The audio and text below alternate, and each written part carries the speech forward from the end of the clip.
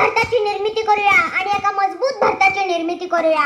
आदरणीय अध्यक्ष महोदय, पूज्य गुरुजन वर्ग आणि येथे उपस्थित असलेले सर्व मान्यवर आणि माझ्या मित्र मैत्रिणींनो, आजच्या 80व्या स्वातंत्र्य दिनाच्या या पवित्र आणि ऐतिहासिक दिनी मी माझे मनोगत व्यक्त करणार आहे. ते तुम्ही शांत चित्ताने ऐकून घ्यावे ही नम्र विनंती. माझे नाव प्रणिती विरय्या स्वामी. मी आता 7वीत शिकते.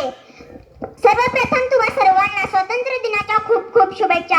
आज हा दिवस प्रत्येकाच्या मनात देशभक्तीची भावना जागृत करणारा आणि आपल्या स्वातंत्र्य सैनिकांच्या त्याग व बलिदानाची आठवण करून देणारा आहे. आजच्या गौरवशाली दिवसाच्या आदल्या रात्रीची कल्पना करा.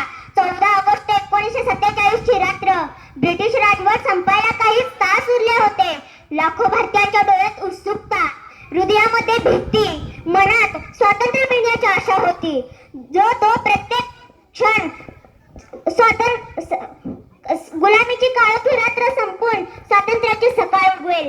त्याच दिवशी मध्यरात्री 12 वाजता भारताचे पंतप्रधान जवाहरलाल नेहरू यांनी ऐतिहासिक नियतीसोबतचे करार म्हणजेच ट्रायस्ट विथ डेन्सिटी हे भाषण दिले.